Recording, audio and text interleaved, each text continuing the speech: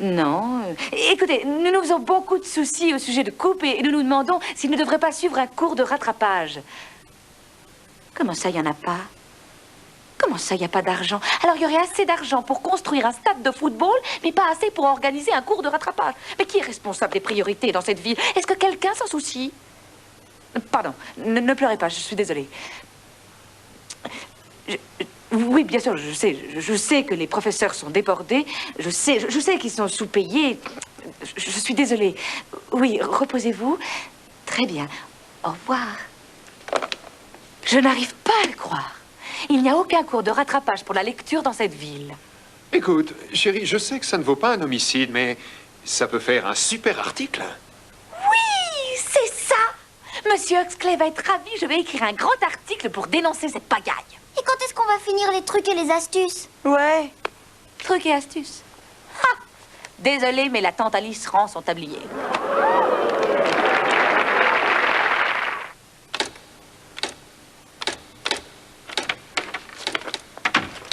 Arrêtez vite les rotatives. Nous n'avons pas de rotative ici. Nous utilisons des presses à bras. Ah. J'ai votre première page, la manchette à la une. Non, c'est ça ma première page. Regardez. Un camion fou percute de plein fouet la quincaillerie de Luc Fenterwald et détruit sa vitrine où Luc avait installé une panoplie d'outils. Enlevez votre doigt. Cessez d'appuyer sur cette touche, voyez. Cessez d'appuyer sur cette touche. Écoutez, à côté de ce que j'apporte, l'accident d'un camion fou percutant une quincaillerie paraîtra aussi banal que disons, un camion fou percutant une quincaillerie. Allez dire ça à Luc Fenterwald. Il a perdu beaucoup dans cet accident. Un serre-joint et une clé multiprise. Monsieur Huxley, savez-vous que l'école publique de Red Rock dépense moins d'argent par élève que toute autre école publique dans l'État du Nevada? Et ceci y compris Broken Hall. Je connais Broken Hall, j'y étais. Bien, voici mon article qui expose et dénonce ce gâchis absurde. Très intéressant. Tout le monde se fiche de ça.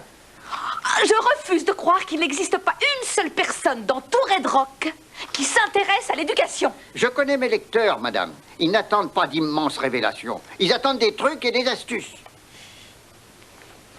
Nommez-moi une personne qui lit cette chronique à la noix. Wanda Washnagel. Je parie que Wanda se fait beaucoup de soucis à propos de l'éducation de vos jeunes Red Rockers. Venez voir là une seconde.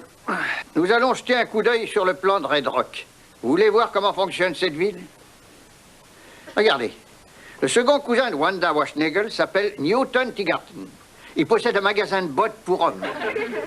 Et il a une fille qui s'appelle Ramona Kendall, mariée à Troy Kendall. Ce dernier vend de l'équipement pour piscine. Le meilleur ami de Ramona depuis très longtemps, c'est Bob Tremblay. Qui remplit les piscines. Voilà. La femme de Bob, Clarissa Tremblay, fait partie du conseil pédagogique, ainsi que 7 autres personnalités locales. 1, 2, 3, 4, 5, 6 et 7. Et si je publie un article comme le vôtre, je vous jure qu'ils vont tous retirer leur publicité de mon journal. Monsieur Huxley, seriez-vous en train de me dire que ce sont vos annonceurs qui dictent votre conduite et font la loi dans votre journal? Oui, c'est à peu près ça. Ah, mais que faites-vous du bien de la société? De la vérité, de la justice? Que faites-vous de la déontologie du journaliste? Oh, je les économise. Hi. Ho. Hi. Hi. Ho. Ho. Hi. Ho. Hi. Ho. Hi. Ho. Hi. Ho. Il faut se mettre au boulot. En chantant, ça tient le cœur au chaud. Hi. Ho. Hi. Ho. Hi. Hi. Hi. Lisa, ce cher monsieur Shimokawa m'a donné la recette d'un grand plat traditionnel japonais. Écoute, tu aimes le poisson pourri?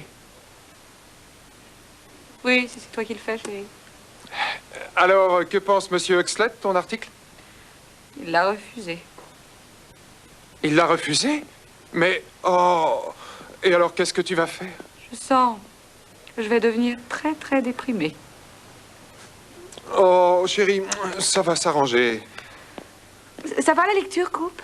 Ouais, super extra cool, ouais.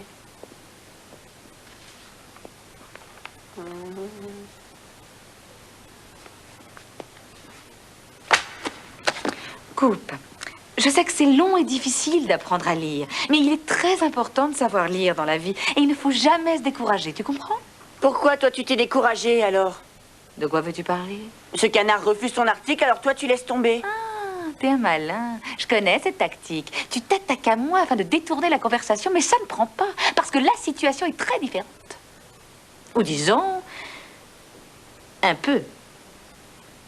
D'accord, c'est exactement pareil. Tu sais, c'est vrai ça, tu étais remonté à bloc sur cet article et tout à coup tu y renonces. Mais qu'est-ce que tu veux que je fasse, Tom? Que j'aille faire du porte-à-porte? Autrefois, c'est ce que des gens ont fait à Boston. Oui, c'est une excellente idée. Oui, oui. Je ferai comme les fils de la liberté à Boston. Tu sais, il y a un tas de fils de la liberté qui ont été tués et torturés. Non, écoutez-moi. Vous me laissez parler? Bien, merci. Je suis désolée que vous n'ayez pas aimé mon pamphlet, mais je refuse d'aller sur le terrain de golf à l'aube avec 2 témoins.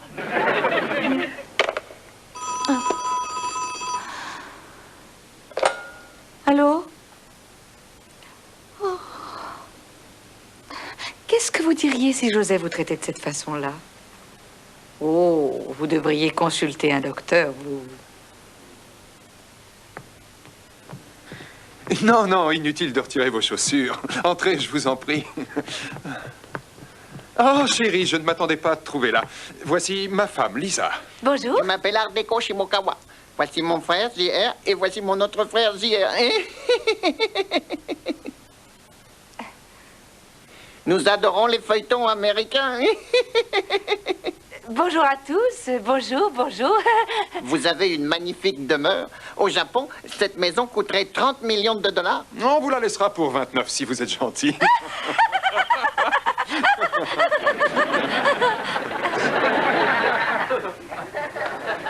Bien.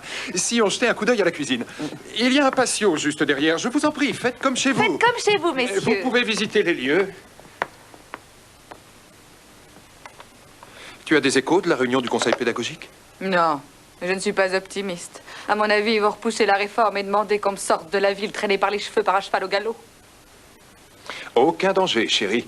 Il y a plusieurs personnes chez Giddy Up qui ont lu ton article et qui sont allées manifester devant le bureau. C'est vrai? Oui. Oh, Tom, c'est ça qu'il faudrait que les masses populaires se soulèvent. Ces 2 personnes paraissaient très résolues. Bien, nous devons décaniller.